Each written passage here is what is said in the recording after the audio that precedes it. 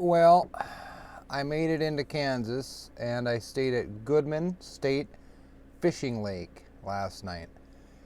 I stayed here last spring with my kids on our way back. So it's a super peaceful spot. See Teddy in the background there.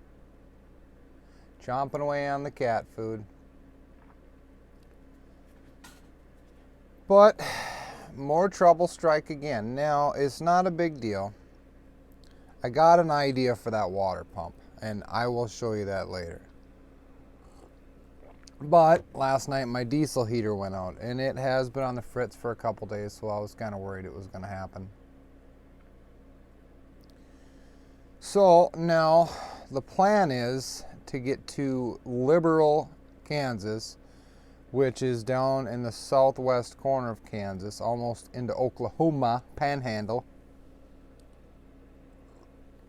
to get there and get supplies that I need to fix the diesel heater and possibly fix that water pump. So this morning it was 45, 46 degrees in the RV. I did have my heating pad, which saved Kip and I last night, because I wasn't going to run the generator all night. But this morning, first thing in the morning, I needed my coffee and I wanted to warm up the RV, so I had to get the Predator generator going. You can see I put it as far away from the RV as possible. I really hated to run this generator, especially this early in the morning. So there are many more spots up front. You could check it out on Google Maps. It's not a bad spot. It's very peaceful. It's about 3 miles off the main highway, so it's pretty darn quiet. You'll have to excuse the mess, but this is what saved us last night. Even on, the thing I like about this heating pad is you can set it up to go for 24 hours if you want. 8 hours is, about norm. And I'm never gonna, it's gonna be with me in the bed. So it's like if it catches fire, I guess I'll start on fire and put it out. But it uses very few watts. On the level I had it at, which was very warm, I think I was at level 6, it was using 24 watts. And I mean, it was toasty. So that thing, I definitely give a thumbs up. Kip is in a mood. Kip? See if we can get him. He just raced by me. Kip? Where are you, Kip? Kip?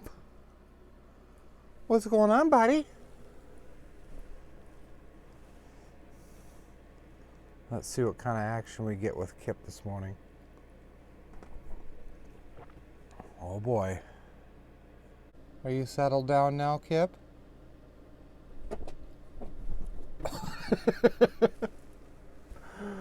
He's in a mood. So, that's the plan. Head to Liberal, Kansas today. It's not too far from where I'm at.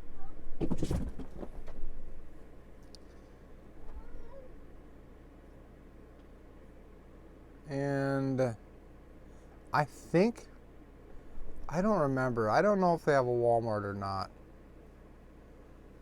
I'll have to check. Would be nice if they did.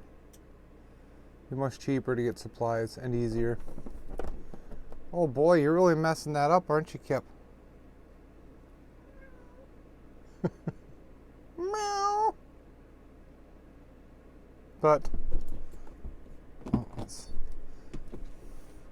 I got the jack recharging. I ran it down to 28% last night. Using it for that heat pad. I also used some of it for the TV. The heat pad didn't use all that.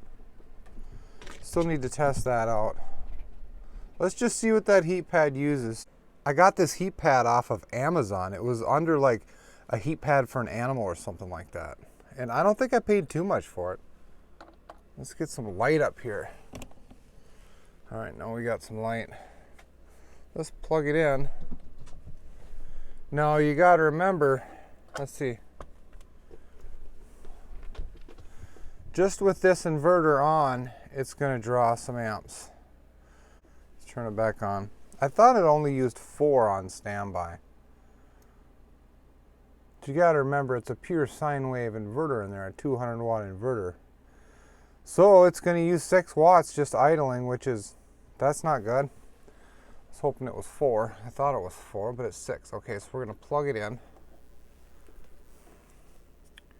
We are going to flip it the right way. I need to be careful with this thing so I don't break any coils.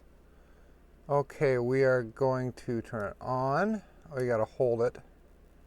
Okay, and it's on 5. I had it on 5, and 5 was plenty warm. And let's see what it uses. Okay, it's up to 24. So I'm going to stay at 24, 21. The light is kind of reflecting on there. 22. We'll go with 22. 23. So 23 minus 6 is what? 17? So it uses 17, say 17 to 18 watts on number 5. And number 5 toasted me right out of there with 3 blankets. So this is definitely, if somebody is, especially in van life, you don't even have any heat, this is a godsend. And I don't lay on it, you know, because I don't want to wreck the coils and everything. I lay it on top of me. And like the midsection area, the stomach, the crotch, that seems to work the best. Otherwise, if it's too much on your chest, for me, if it was too much on my chest, then it would just, my legs would still get cold. But if you get it in that crotch area, belly button down, then it heats everything good. Your legs and your feet will get warm, and your upper body will be warm. I was plenty warm with that. I had to turn it down. I really did. Eventually, I had to turn it down.